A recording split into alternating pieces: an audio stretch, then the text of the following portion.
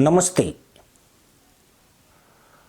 पाकिस्तान में अपने नागरिकों की मौत पर चीन तिलमिलाया हुआ है। चीन की ओर से लगातार पाकिस्तान को चेतावनी दी जा रही है।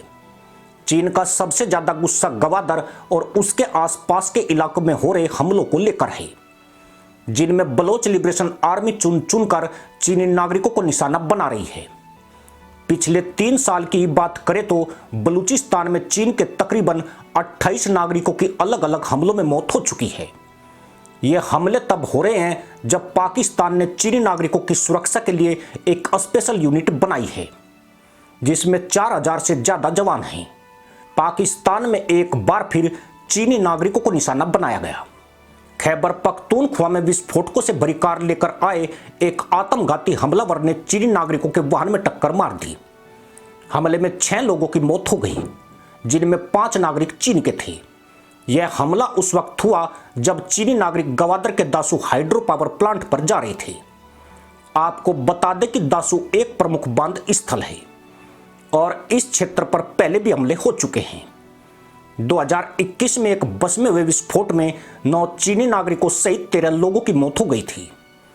इस हमले के बाद चीन ने नाराजगी जताई तो पाकिस्तान सरकार सख्ते में आ गई।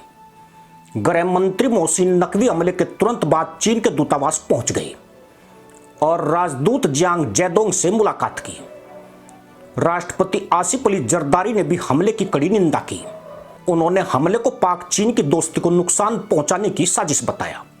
यह आत्मघाती हमला ऐसे वक्त हुआ जब कुछ घंटे पहले बलूचिस्तान प्रांत में पाकिस्तान के दूसरे सबसे बड़े नेवल बेस पर आतंकी हमला हुआ था। इसमें एक सैनिक की मौत हो गई। सुरक्षा बलों ने 4 आतंकियों को मार गिराया था। नौसेना के अड्डे से आतंकियों को निकालने के लिए 8 घंटों तक ऑपरेशन चला। इसकी जिम्मेदारी भी बलोच लिबरेशन आर्मी ने ली। पाकिस्तान में अब तक बलोच लिबरेशन आर्मी की ओर से किए गए अलग अलग हमलों में देखें तो 28 से ज्यादा चीनी नागरिक पाकिस्तान में अपनी जान गंवा चुके हैं। इससे पहले अगस्त माह में भी गवादर जा रहे काफिले पर भी हमला किया गया था, जिसमें 4 चीनी नागरिकों की मौत हुई थी। उससे पहले सितंबर 2022 में एक डॉक्टर, अप्रैल 2022 में 4 चीनी प्रोफेसर्स और जुलाई 2021 में एक साथ 9 चीनी इंजीनियरों को मार दिया गया था।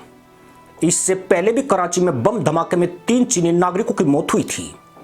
खैबर पख्तूनख्वा में बम धमाके, दालबंदी में हमला, चीनी वाणिज्य दूतावास और क्वेटा में हुए हमले समेत अब तक तकरीबन 28 चीनी नागरिकों की मौत हो चुकी है।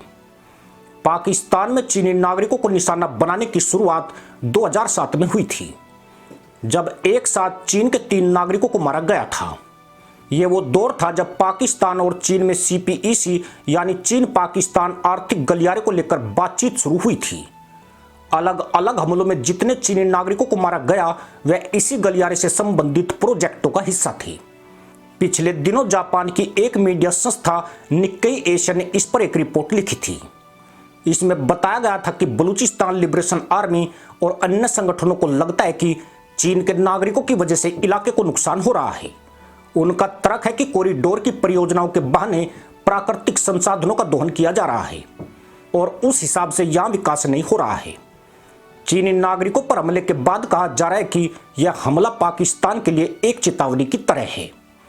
यह बताता है कि पाकिस्तान को अभी सुरक्षा के क्षेत्र में बहुत काम करने की जरूरत है। यह हमला उस हमले की कॉपी है जो 2021 में किया गया था, जिसमें 9 चीनी नागरिकों की मौत हो गई थी। इस तरह के हमले बताते हैं कि बलोच लोग चीन और पाकिस्तान के आर्थिक गलियारे को नहीं देखना चाहते हैं। चीनी नागरिकों पर हो रहे ये हमले चीन सरकार के लिए भी बड़ी परेशानी है। दरअसल पाकिस्तान में प्रस्तावित चीन का CPC तकरीबन $60 अरब की योजना है, जिस पर एक बड़ा हिस्सा चीन खर्च कर चुका है। इस कॉरिडोर के कई प्रोजेक्ट्स बलूचिस्तान प्रांत में चल रहे हैं, जहां बलोच लिबरेशन आर्मी काफी प्रभावी है और लगातार आजादी का झंडा बुलंद किए है।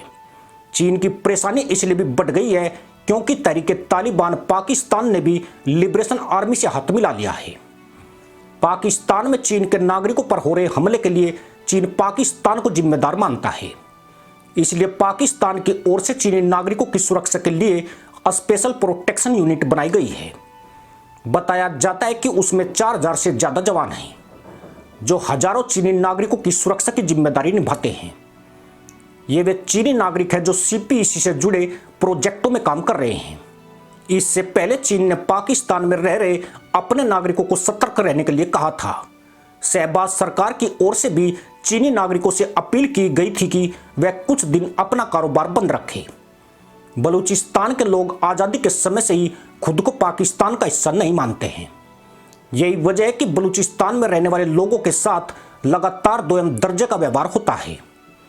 इसलिए उनका गुस्सा भी लगातार बढ़ता रहा है। पहली बार बलोच लिबरेशन आर्मी 1970 में सामने आई थी, जब पाकिस्तान की हुकूमत जुल्फिकार अली भुट्टो चला रही थी। इसके बाद यह विरोध लगातार बढ़ता रहा है।